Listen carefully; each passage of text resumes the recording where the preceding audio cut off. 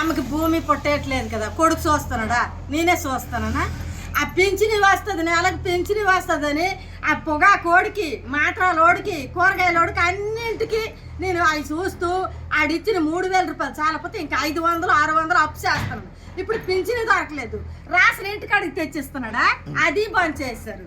ఇప్పుడు పింఛని రాలేదు, మరి ఇంకా నారా లోకేష్, చంద్రబాబు నాయుడు వాళ్ళు వచ్చిస్తారా?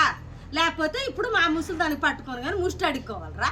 అన్న కొడుకులు యానా కొడుకు ఈ రకం చేస్తున్నాడు. దానికి ఏడు సచివాలయం ఏమని చెప్పాడు చంద్రబాబు? సచివాలయంకి వెళ్ళడానికి ఇప్పుడు సచిన్ దానికి ఎనగెత్తుకొని వెళ్తాను నేనా వెళ్ళిపోతానా? అన్న కొడుకు యానా కొడుకు వీళ్ళందరూ ఉసురుతాయి, తాడు ఓట్లు గెలుస్తాడా? అది గెలిచి బాగుపడతాడా? ఆ తగులుతుంది ఇలాంటి ఉసురు మాత్రం అప్పుడు 10 సంవత్సరాలు ఏర్పాటు చేశాడు ఆ చంద్రబాబు నాయుడు అన్నటప్పుడు. కానీ ఇలాంటి ఈ రకం కానీ ఇచ్చుందిగా బాగుండు.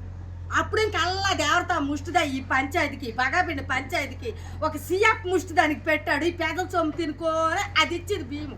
ఎవరికి లేచి పరిగెడితే ఒక్క రోజు కానీ ఎవరితో బాగాలేదో ఒక ఊరికి వెళ్ళి ఉండిపోయి మరుసటి రోజు వెళ్తాడు ఆ బియ్యం లేవు. ఏమంటే నీ బియ్యం ఎక్కడికి వెళ్ళిపోయినాయి అనగన్నాడు. ఈ 10 సంవత్సరాలు ఏలుబడి చేసి అంత ఇచ్చాడు. ఇప్పుడు ఏదో ఈ జగన్మోహన్ రెడ్డి వచ్చినాడు, ఇస్తున్నాడు ఇంటింటికి బియ్యము, పింఛని అని ఆశ పెడితే ఇది లేదు, అటు కూలికి వెళ్ళలేదు దానికి వదిలేసి ఆయన కింద సేవ చేస్తానంటే ఇప్పుడు అన్నింటికి కోసపడం, పొగాకు లేదని గొల్లు, మాత్రలు లేవని గొల్లు, ఎక్కడి నుండి నేను తెచ్చిస్తానని వదిలేసి కూలికి వెళ్ళలేకపోతే నేను ఎక్కడికి వెళ్తాను రా? ఏం బాగుపడిపోతాడు రా ఓట్లేసి ఆయన కొడుకు అని ఎడుకొస్తే మొఖాన్ని ఊసేస్తాను నేను. ఈరోజు 1వ తారీఖు కదా, పింఛన్ ఇచ్చినారా? 1వ తారీఖు ఆడిస్తారు నేను చంద్రబాబు నాయుడు, పవన్ కళ్యాణ్ పుణ్యము అవి చచ్చినాయని ఆడస్తున్నారు ముసలిళ్ళందరూ. ఎందుకనంటే వాళ్ళు 4కి మూటుకొచ్చి లాగొట్టి జగన్ ముందు తలుపు తట్టించినట్టు అవాతాతలకని చెప్పినట్టు. వీళ్ళు ఏమని చెప్పినారు, అక్కడ కోసం ఇప్పుడు ఇస్తే వెనక పడిపోతుంది, రేపు ముందుకు వస్తుంది, ఈయనే గెలుస్తాడని. మనం గెలద్దాము వాళ్ళు ఓడిచ్చేద్దాం అంతలే. ఆయన ఎప్పుడైతే తలుపు తట్టించినాడు ఆయనే మాకు, మా బిడ్డ అయినా, మా కొడుకు అయినా, మా అల్లుడైనా, మా చిన్నాయన పెదనాయన ఎవరైనా సమస్తం జగను.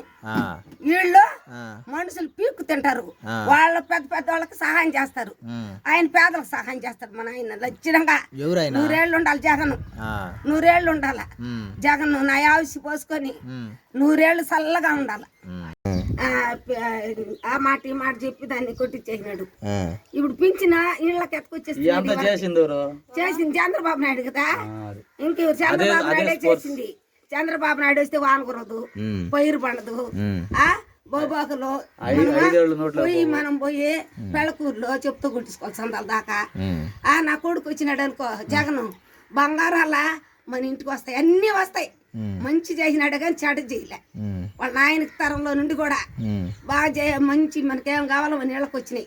18,000 పడ్డాయి. పింఛన్ ఇచ్చినాడు. ఏదో మనకు ఇంకేమైనా కావాలని ఆయన అంటే ఆమెకు కూడా ఏమైనా సహాయం చేస్తానేమో అన్నాడు. అన్నీ చేసినాడు. ఈ చంద్రబాబు నాయుడు దున్నపోతున్నట్టున్నాడు. దున్నపోతాడు లాస్ట్ లెక్క వచ్చేకాడికే ముసలి వాళ్ళు ఎట్లా నడిచిపోవాలా, ఏ బస్సుకు పోవాలి, వాళ్ళు ఏడ నుంచి రావాలా, ఈ పింఛన్ ఎట్ట తీసుకోవాలా, వాళ్ళు ముసలి వాళ్ళకి ఏమైనా కళ్ళు కనపడతాయా, వాళ్ళు ఏడపోతాం, మనమైతే పోతాం. వాళ్ళు బాగా వెళ్తారు, కళ్ళు లేని వాళ్ళు, కళ్ళు లేని వాళ్ళ. అయ్యే పుణ్యమో బంగారు నాయన ఆ నాయన గురించే ఇప్పుడు పింఛన్ కూడా లేకుండా పోయింది మనకు. వాలంటీర్ తెచ్చిస్తున్నాడు, పిలుస్తున్నాడు. ఎన్ని గంటలకి? 4కే 4కి మూటికి కూడా లేకొట్టేది లేండమ్మా పింఛన్ ఇస్తామని. అయ్య మా మహానుభావుడు పుణ్యం అట్టోడు చంద్రబాబు నాయుడు అట్టోడు రానే బళ్ళే వాడికేనే వేయము. ఆ జగన్ గెలుస్తాడు ఈసారి. జగనే జగనే జగనే జగనే జగనే